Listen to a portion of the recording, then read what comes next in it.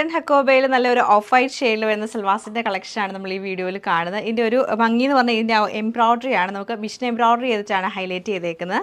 ഇങ്ങനെയാണ് ഈ ഒരു സൽവാറിൻ്റെ പാറ്റേൺ വരുന്നത്. നല്ലൊരു യൂണിക് പാറ്റേൺ കൊടുത്തിട്ട് അതിൽ 2 ഡിഫറെൻറ്റ് ഷെയ്ഡിലുള്ള കളേഴ്സാണ് ഫ്ലവേഴ്സിന് ആഡ് ചെയ്തേക്കുന്നത്.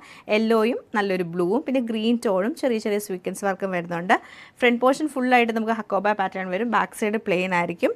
അതുപോലെ തന്നെ ബോട്ടം നമുക്ക് നല്ലൊരു ഓഫ് വൈറ്റ് ടോണിൽ കോട്ടൺ ബോട്ടമാണ്. ദുപ്പട്ട വരുമ്പം ഈ ഒരു എംബ്രോയ്ഡറിക്ക് മാച്ച് ചെയ്യാൻ വേണ്ടി നമുക്ക് സോഫ്റ്റ് ആയിട്ടുള്ള സിൽക്ക് ഫാബ്രിക്കിൽ എംബ്രോയ്ഡറി ചെയ്തിട്ടാണ് ദുപ്പട്ട വരുന്നത്. നല്ലൊരു യെല്ലോ ഷെയ്ഡിലാണ് വന്നേക്കുന്നത്. നെക്സ്റ്റ് പാറ്റേൺ വരുമ്പോൾ നമുക്ക് ഓറഞ്ചും ബ്ലൂ ആണ് എംബ്രോയ്ഡറി. എന്നിട്ട് ഇതിൽ ബ്ലൂ കളറുള്ള ദുപ്പട്ടയാണ് പെയർ ചെയ്തേക്കുന്നത്. നെക്സ്റ്റ് നമുക്ക് പിങ്കും ഗ്രീനും വരും. ദുപ്പട്ട വരുമ്പോഴത്തേക്കും നമുക്ക് ഗ്രീൻ കളറുള്ള ദുപ്പട്ടയാണ്.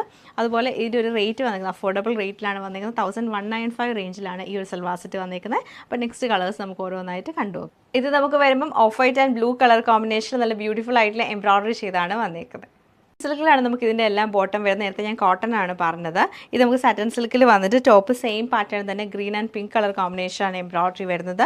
ദുപ്പട്ട വരുമ്പോൾ നമുക്ക് ഗ്രീൻ കളറിൽ എംബ്രോയ്ഡറി ചെയ്താണ് വന്നിരിക്കുന്നത്.